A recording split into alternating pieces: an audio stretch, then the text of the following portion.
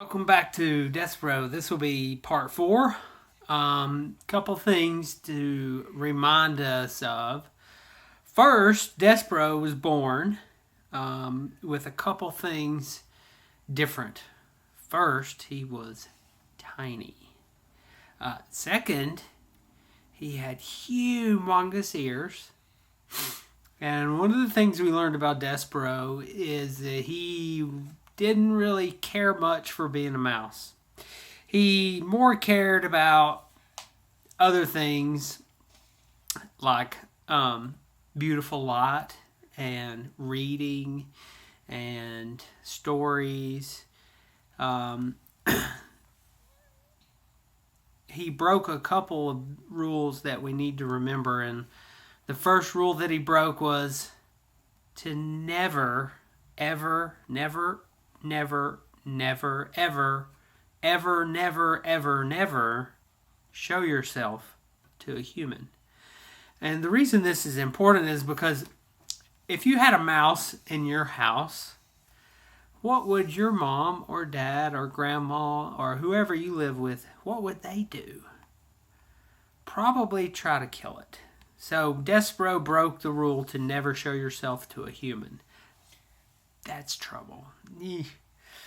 The second rule Desperauex broke, similar to the first, was to never, ever, never, ever, never, ever, never talk to a human. And he did. And he talked to Princess P. And now he's in love with Princess P. So we last saw Desperauex in the library being taken away by his brother Furlough because he was called to sit in front of the Mouse Council. And I'm afraid our friend Desperauex is in a lot of trouble. I think he's in trouble. I don't know. Let's find out. Chapter 10. The entire mouse community, as instructed by the most very honored head mouse, had gathered behind the wall of the castle ballroom. The members of the Mouse Council sat atop 3 bricks piled high, and spread out before them was every mouse, old and young, foolish and wise, who lived in the castle. They were all waiting for Desperauex. "Make way," said Furlough. "Here he is. I've got him. Make way." Furlough pushed through the crowd of mice. Desperauex clung to his brother's tail. "There he is," the mice whispered. "There he is. He's so small.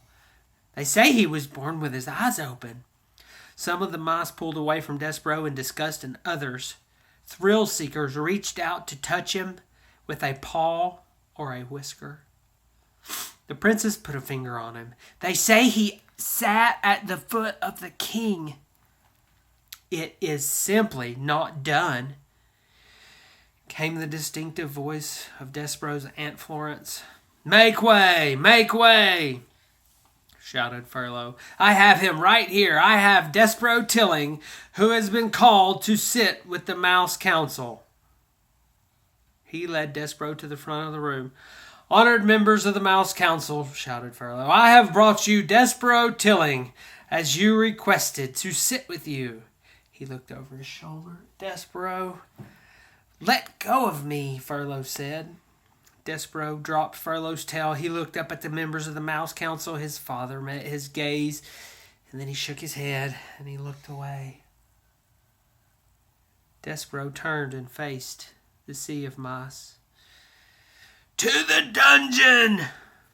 a voice cried out. "Straight to the dungeon with him!" Desperauex' head, which had been full of such delightful phrases as happily ever after and lovely ears and "I honor you," suddenly cleared. "Straight to the dungeon!" another voice shouted.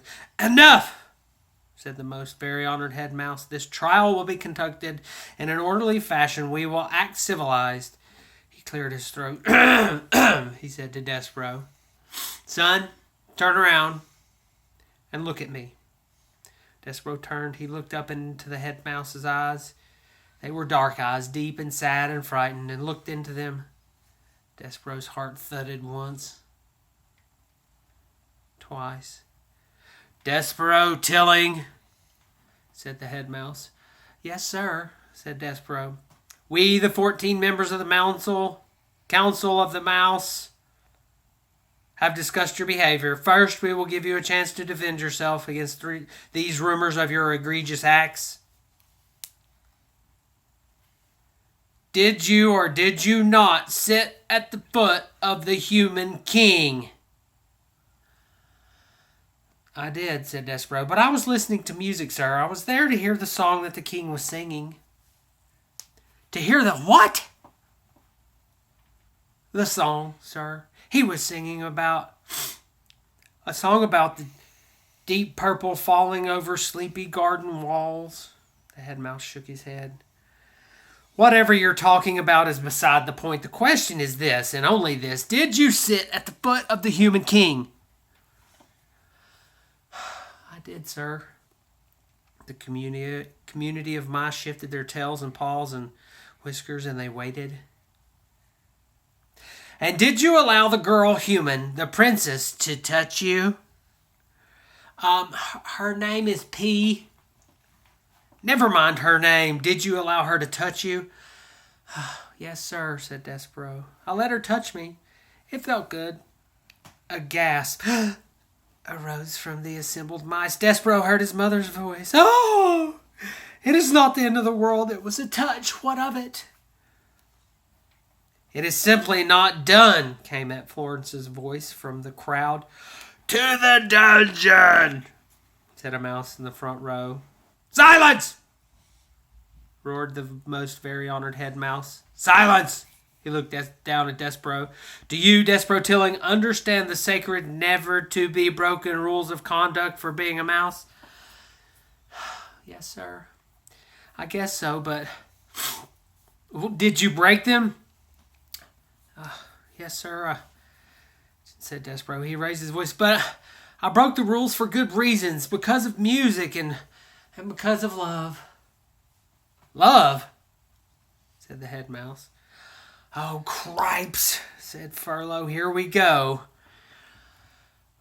"I love her, sir," said Despereaux. "We are not here to talk about love. This trial is not about love. This trial is about you being a mouse," shouted the most very honored head mouse from high atop the bricks, "and not acting like one." "Yes, sir," said Despereaux. "I know."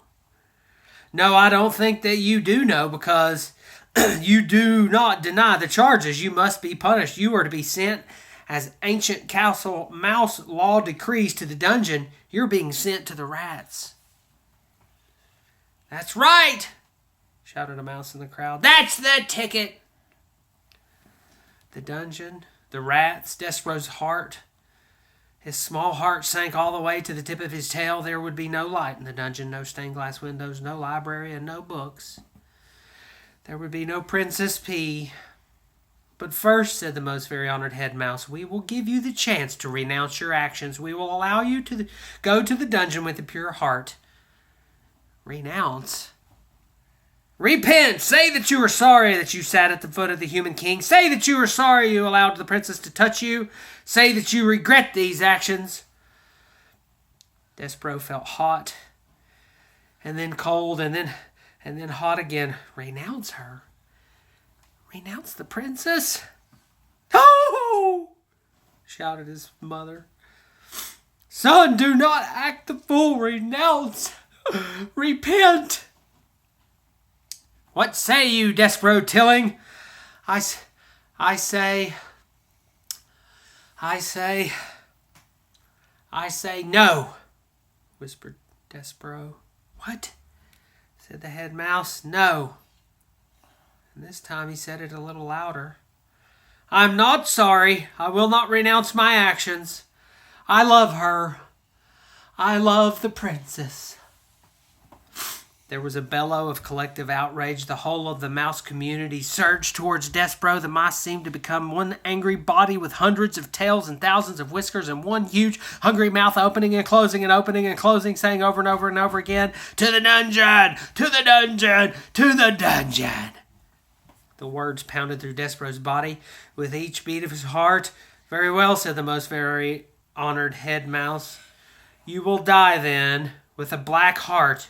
Threadmaster," he called, "bring out the thread." Despereaux marveled at his own bravery. He admired his own defiance.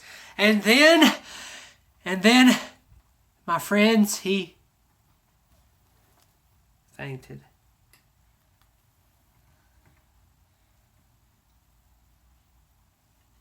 When Despereaux came to, he heard the drum. His father was beating a rhythm that he had heard much more boom and less tat. Together, Lester and the drum produced an ominous sound that went something like this. Boom, boom, tat. Boom, boom, tat. "Make way for the thread," cried a mouse who was pushing a wooden spool of red thread through the crowd. "Make way for the thread." Boom, boom, tat, went the drum. "To the dungeon," shouted the mice. Despereaux lay on his back, blinking his eyes. How, he wondered, had things gone so terribly wrong? Wasn't it a good thing to love? In the story in the book, love was a very good thing because the knight loved the fair maiden. He was able to rescue her. They lived happily ever after. It said so in the book. They were the last words on the page. Happily ever after. Despereaux was certain that he had read exactly those words time and time again. Lying on the floor with the drum beating and the mice shouting and the threadmaster calling out, "Make way! Make way!" Despereaux had a sudden chilling thought. Had some other mouse eaten the words that spoke the truth? Did the knight and the fair maiden really not live happily ever after? My friends, do you believe that there is such a thing as happily ever after? Is there? Happily ever after?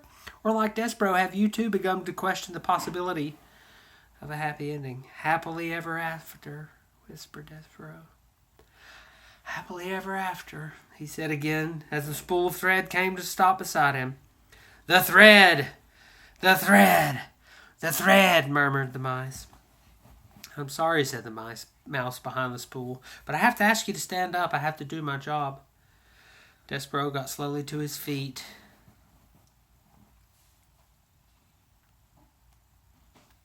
"On your hind legs, please," said the threadmaster. "It's the rules." Despereaux stood on his hind legs. "Thank you," said the mouse. "I appreciate it." While Despereaux watched, the threadmaster unwound a length of red thread from the spool and tied a loop. Just enough for the neck," muttered the mouse. "No more, no less. That's what the That's what the last threadmaster taught me. Enough thread for the neck." He looked up at Despereaux and then back down at the loop of thread. "And you, my friends, you, Despereaux, have a small neck." The threadmaster raised his arm and put them around Despereaux's neck. He leaned in close, and Despereaux smelled celery. He could feel the threadmaster's breath in his ear, and he worked at tightening the thread. "Is she beautiful?" the threadmaster whispered. "What?" said Despereaux. "Shh. Is the princess beautiful?" "The Princess P?" And with that, we will stop for today. Wait, a little more, I'm sorry. Here's a picture of the threadmaster.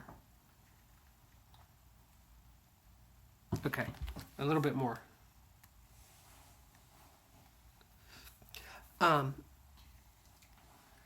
Is she beautiful, the Princess P? "Yes," Despereaux said. "She is lovely beyond all imagining." "Just right," the threadmaster said. He drew back, he nodded his head. "A lovely princess, just so, like a fairy tale." "And you love her as a knight loves a maiden? You love her with courtly love? A love that is based on bravery and courtesy and honor and devotion? Just so." "How do you know that?" Despereaux said. "How do you know about fairy tales?" "Shh!" The mouse leaned in close, and Despereaux smelled celery again, green and alive. Be brave, my friend, whispered the Threadmaster. Be brave for the princess. And then he stepped back and turned and shouted, Fellow mice, the thread has been tied, the thread has been knotted. A roar of approval went up from the crowd. Yeah! Desperauex squared his shoulders. He had made a decision. He would do as the Threadmaster had suggested. He would be brave for the princess, even if, my friends, could it be true, even if there was no such thing as happily ever after? Well, we'll leave it there. I don't know. Desperauex in trouble, we know. They're going to put him in the dungeon, but we'll have to wait and find out what happens to him. So, join me next time for the next part. It'll be beginning in chapter 12. And you guys have a good day.